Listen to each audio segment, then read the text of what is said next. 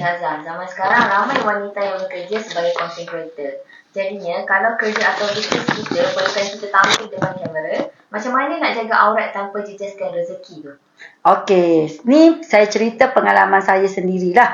Bila kita nak jadi influencer ataupun kita ni mungkin nak berniaga secara maya, ada beberapa perkara yang kita kena ambil perhatian. Pertama, awak nak berniaga, nak cari rezeki ni sebab apa? Awak kena duduk situ dulu. Okey, nak mungkin membantu suami ataupun nak mencari pendapatan halal. Lepas tu yang ketiga, mungkin orang kata untuk membantu menafkahi anak-anak dan sebagainya, keluarga dan sebagainya. Okey, bila niat ni kita dah jelaskan dengan betul-betul, apabila kita upload ataupun buat sesuatu, tapi kalau dia lari daripada konteks yang kita niat tadi, maka dia dah lari lah. Contohnya lah, kita niat asalnya nak mencari pendapatan halal, nak bantu keluarga. Tapi kalau kita jadi influencer, cari rezeki sampai tengah malam, sampai terabai keluarga, suami cemburu, tak kira lelaki perempuan dengan suami orang puji kita, kita pula duk puji orang lain. Jadi mana keberkatan mencari rezeki? Dan kita kena tanya, kita tengah cari rezeki ke?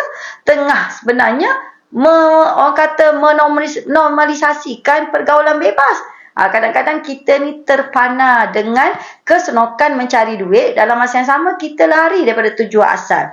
Yang kedua, okey, kita kena faham, orang duduk dekat medsos ni ada banyak jenis lah. Pertama, dia nak cari pendapatan. Yang kedua, dia memang nak kepada marketing supaya orang kenal dia. Maka apa-apa yang dia buat tu mudah orang capai, orang tahu.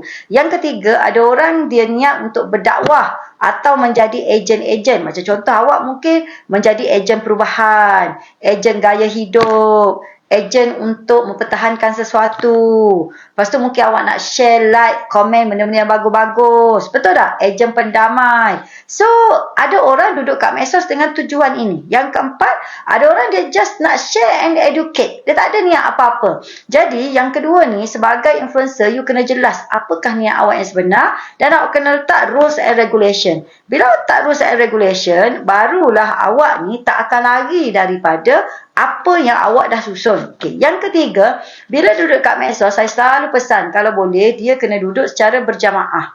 Beramai-ramai berkumpulan. Maksudnya apa? Kalau kita seorang-seorang, kita mudah terkesima tau dengan dunia komersial, populariti. Dia walaupun kita ustaz-ustazah lah contohnya. Niat saya nak berniaga kurma contohnya kan. Maka saya pun tampil dekat medsos. Tapi kalau kita seorang-seorang ni, kita mudah hanyut. Sebab dunia medsos, dia dekat dengan dunia populariti. Dunia komersial yang menyebabkan kita mudah lara, mudah lalai, mudah terbawa-bawa. Sehingga kan kadang-kadang waktu solat pun kita boleh orang kata tuang. Sebab apa? Sebab seronok ni nak kejar orang kata duit tengah masuk ni, lepas tu orang tengah puji. Lepas tu sebab itu kita kena berhati-hati. Tapi bila kita berkumpulan, ada orang yang akan menegur kita, yang betulkan kita, yang mungkin okey, ni sebenarnya kamu ni bukan nak cari pendapatan dah benda lain lah ni, marketing kamu ni dah back marketing dah ni, apatah marketing kamu ni berlawanan dengan syariat.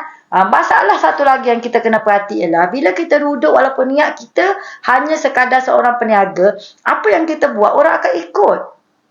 Yang saya takut sekali bila kita duduk dekat dunia medsos, dia panggil al-jahru, al-mujaharah bil maksiyah. Kita terang-terangan melakukan maksiat, tapi kita kata, awak kalau tak suka saya, tak payah follow saya. Sekarang kan ada macam tu kan. Awak tak apa, saya berdosa, awak tak payah follow. Keluar daripada bilikku. Masalahnya, kamu memang bila buat online tu secara dalam medsos, memang untuk public. Lepas tu awak, bila orang tegur, awak marah. Cakap benda tu nyata-nyata al-mujaharah bil maksiyah.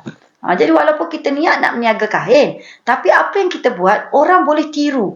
Masalahnya dia boleh tiru bukan sekarang, sampai bergenerasi dia boleh tiru. Jadi awak bayangkan, kalau orang tiru maksiat yang awak buat, lawa yang awak buat, walaupun awak niat masa tu nak berniaga sahaja, awak makan dosa tu tak habis. Dia panggil dosa jariah. Tapi kalau awak berniaga, niat betul, niat ikhlas, lepas tu tunjukkan benda yang baik-baik, educate orang, tetap apa yang awak jual, awak share dan sebagainya, dan benda tu orang share sampai bergenerasi, awak dapat pahala jariah. Sebab tu saya minta tolonglah berhati-hati, walaupun awak ni mungkin niat tu nak meraih pendapatan, tapi di samping meraih pendapatan, saya takut awak lari, akhirnya menjadi dosa jariah.